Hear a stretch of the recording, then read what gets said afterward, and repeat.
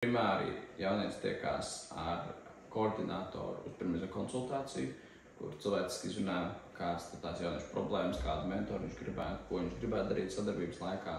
Tad mēs skatāmies novirzīt pie pareizā mentora, kurš labāk atbilstu jauniešu personībai, interesēm tā tālāk.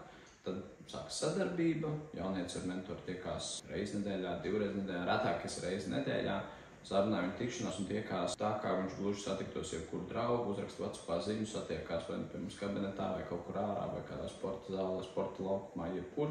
Protams, tas var būt grupa aktivitāte, tikšanās citiem jauniešiem, kopā došanās uz kādiem pasākumiem, pulciņiem, nodarbībā, vēl kaut ko.